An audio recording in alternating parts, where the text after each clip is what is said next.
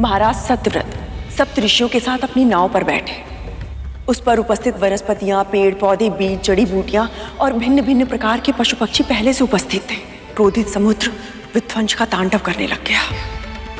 ऐसे अशांत जल के बीच महाराज ने अपने प्रभु को प्रणाम किया और अपनी नाव को खेने लगे। तभी उन्होंने देखा कि एक विकराल लहर उनकी ओर बढ़ती आ रही है। महाराज को ऐसा लगा कि अब किसी के प्राण नहीं बचेंगे। तभी उनके सामने प्रकट हुआ वो विशाल मत्स्य, जिनके मुख में चारों वेद सुरक्षित थे। महाराज ने अपनी नाव उनसे बांध दी। तभी मत्स्य उस विकराल लहर की ओर बढ़ गया। अब उनकी नाव ने मृत्यु रूपी लहर में प्रवेश किया। जैसे ही वो लहर निकल गई, महाराज ने अपनी आंखें खोली और देखा सब सुरक्षित थे। प्रभु की भक्ति में भाव विलीन होकर उन्होंने अपना शीश झुकाया और इसी प्रकार प्रभु ने मत्स्य अवतार लेकर चारों वेदों को बचाया।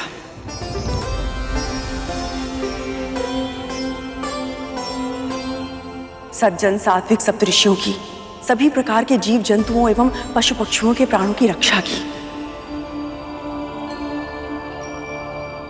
वनस्पति, वृक्षों के बीज एवं जड़ी बूटियों के रूप में इस जगत में जो भी शुभ है, सबका संरक्षण किया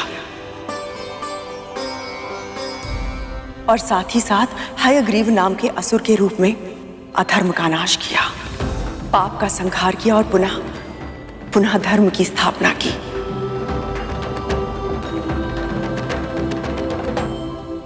महारानी, आपने ये भी बताया कि प्रभु के लिए धर्म की रक्षा से अधिक महत्वपूर्ण और कुछ भी नहीं।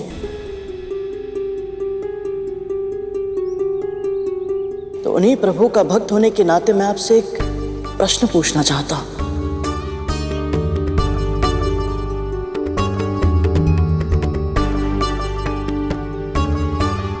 आपने जो व्यवहार मेरी मां के साथ किया वो उचित है या अनुचित है?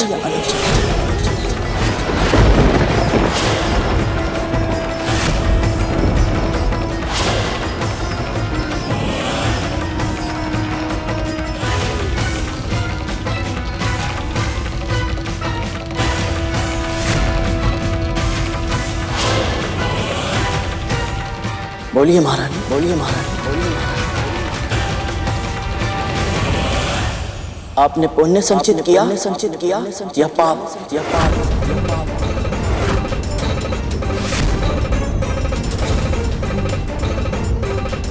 चुप क्यों हो गया? बताइए।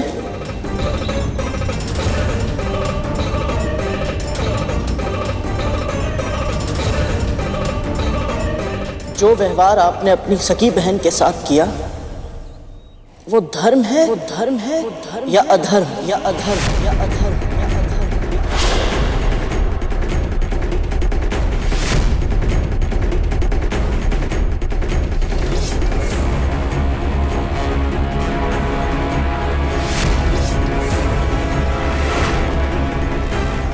गरुड़,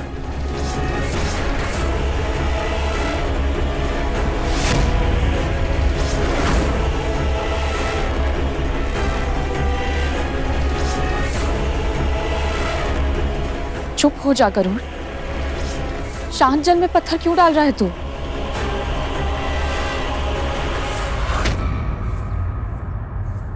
तीर कमान से निकल चुका है विंता।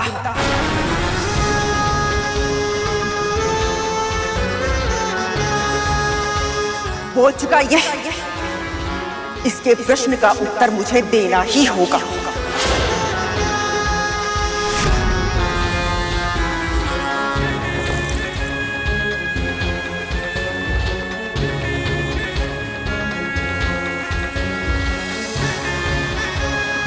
मैंने जो सोचा, माना, कहा वो किया अपने पुत्रों के लिए।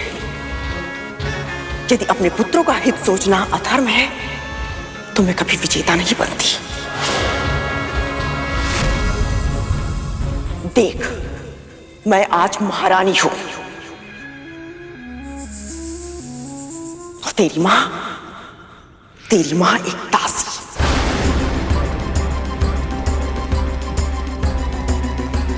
केवल इसलिए क्योंकि मेरी बुद्धि ने, नीति ने, देवताओं ने, यहां तक कि तेरे प्रभु विष्णु ने भी मेरा साथ दिया।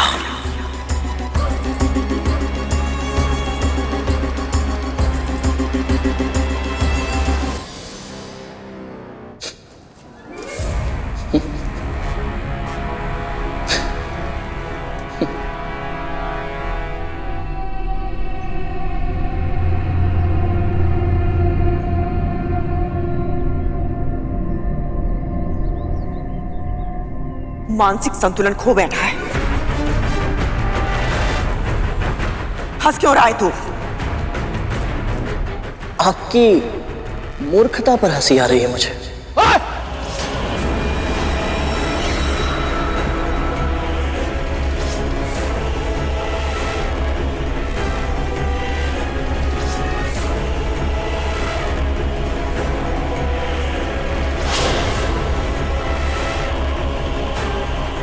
महारानी, ज्ञान तो बहुत है आपके पास,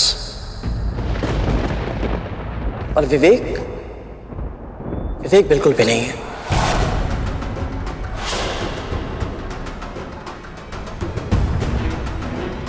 इसीलिए आपको अंदेशा तक नहीं हुआ कि आप धर्म के मार्ग से कितना भटक चुके हैं।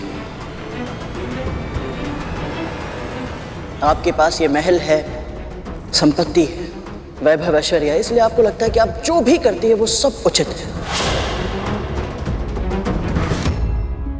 और वास्तविकता तो ये है कि आपने अपने षड्यंत्रों के नींव पर अभिमान का महल खड़ा किया है।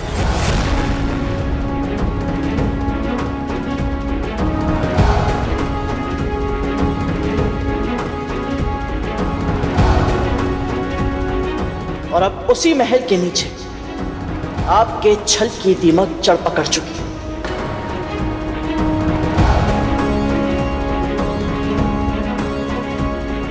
धीरे धीरे ये दीमक आपके पूरे महल को निगल जाएगी और आपका आभास भी नहीं होगा महारानी।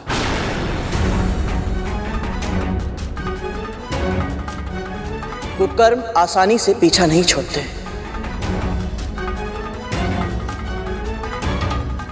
उत्तर देना चाहती थी ना आप? दीजिए उत्तर।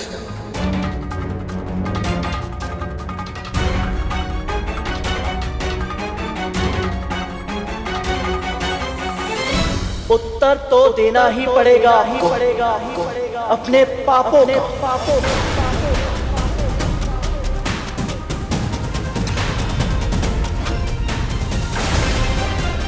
मेरी मां क्षमाशील है, दयालु है, और तुम सब ने इसका लाभ उठाया।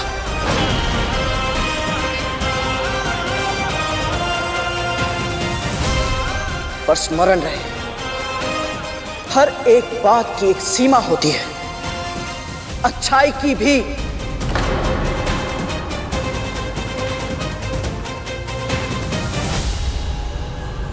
क्या कर रहा है गरुड़? अति मत कर। सत्पुरुषों के क्रोध से भयभीत होना चाहिए महारानी, क्योंकि जब उनके आवेश का बांध टूटता है तब प्रलय आती है।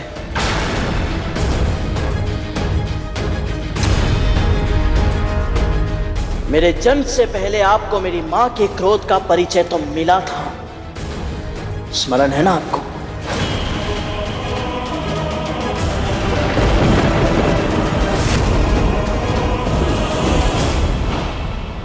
मेरे पुत्र को हानि पहुंचाने की चेष्टा किसने की?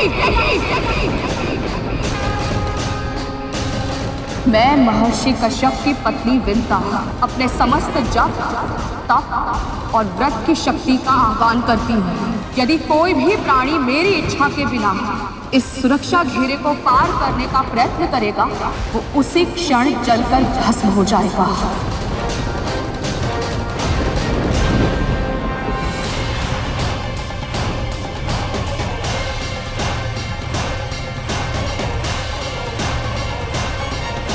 मेरी मां ने तो अपने आप को नियंत्रण में कर लिया था, पर मैं भी ऐसा कर पाऊंगा ये वचन देना मेरे लिए तनिक कठिन है महारानी।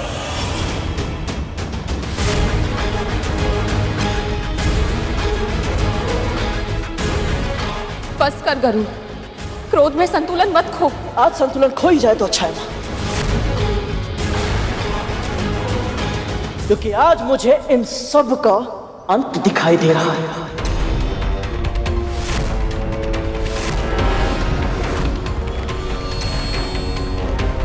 महारानी, यदि आपने ऐसे ही मेरी मां को दासी बनाए रखा और उनके साथ अत्याचार किया तो मैं भ्राता तक्षक का दम घोट दूंगा और भ्राता कालिया के 5 सिरों को उखाड़कर अपनी मां के चरणों में फेंक दूंगा।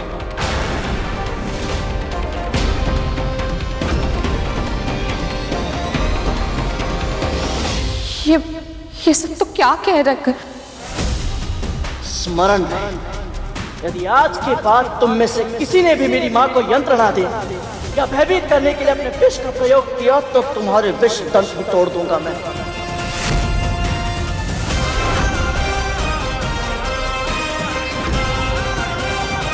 मेरे ये पंजे तुम्हारे तन को 2 भागों में बांट देंगे और मेरे ये नख तुम्हारे भागों को सहस्त्र टुकड़ों में उखाड़ कर फेंक देंगे। और महारानी कद्रू, आपके हाथ अपने शक्तिशाली पुत्रों के बचे कुचे अवशेष उठाते उठाते ही थक जाएंगे।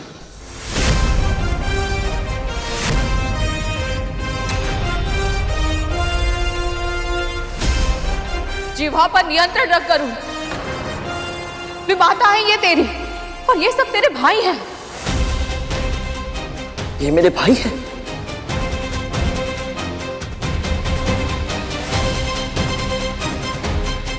ऐसे भाई?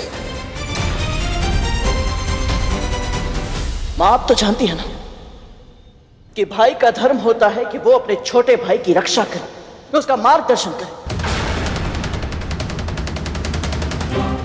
पर ये सब तो प्रारंभ से मेरे साथ शत्रु जैसा व्यवहार करते आए हैं।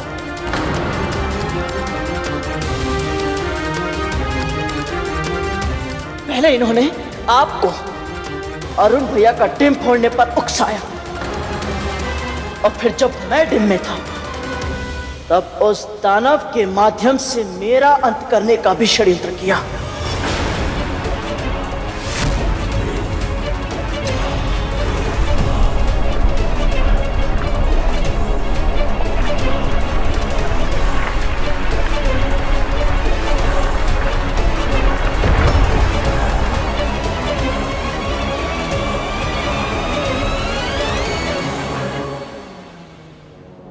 बहुत बोल रहा है ये माँ। नहीं तक्षक, आज बोलने दे इसे।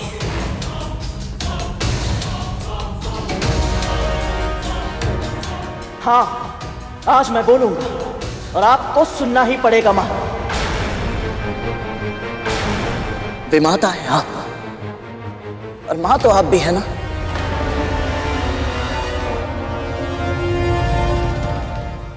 तो फिर बताइए, कहां थी आपकी ममता जब आप डिम में अरुण भैया और मेरी हत्या करवाना चाहती थी?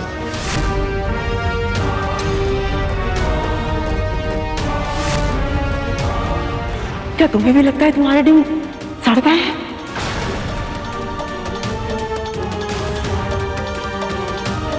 कहां थी आपकी ममता जब आपने केवल मुझे नियंत्रण में रखने के लिए अपनी छोटी बहन को छल से दासी बना लिया? तूने वचन दिया था मुझे, इसलिए अब तुझे मेरी दासी बनना पड़ेगा जीवन भर के लिए। अपना प्रभुत्व बनाए रखने के लिए किसी और से उसका सामान्य जीवन जीने का अधिकार छीन लेना, ये कहां का धर्म है महारानी?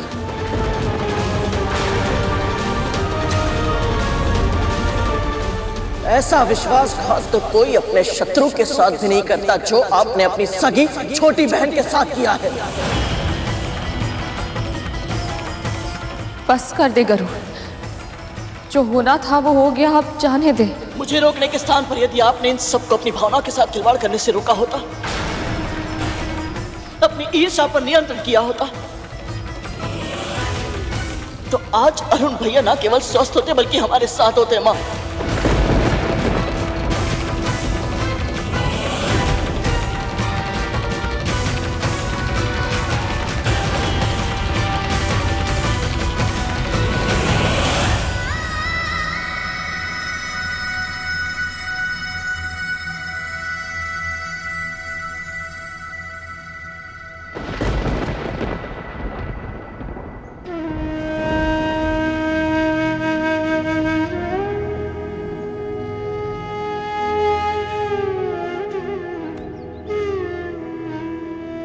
माँ मुझे क्षमा करें।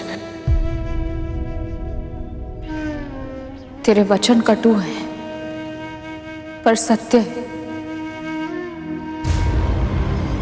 माँ का पल्लू पकड़ के रोता है और हमें धमकी देने चला था।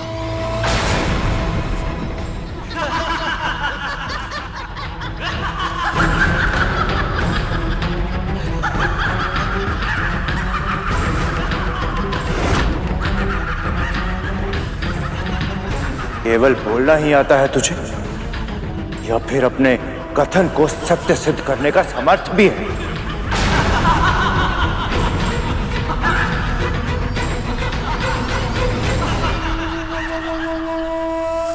कभी कभी बहुत दया आती है मुझे आप पे।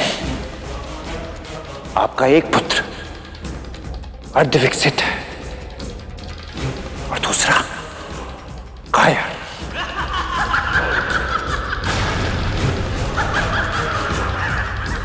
दोष आपके पुत्रों का नहीं है दासी मां, दोष आपका है। दुर्बल हैं आप, दुर्बल हैं।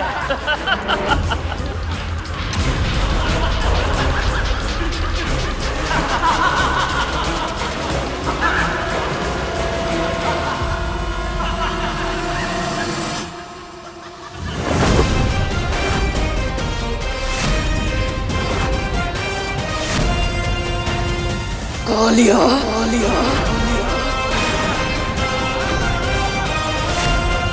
नहीं गरुड़,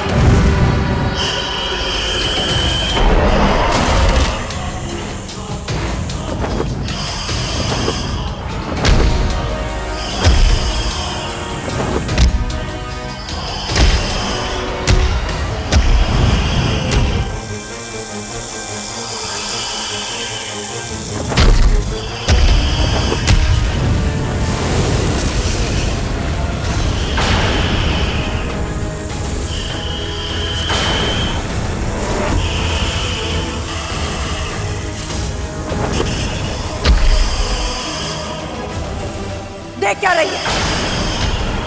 रोक अपने पुत्र को। मेरी बात मान गरुड़, रुक जा।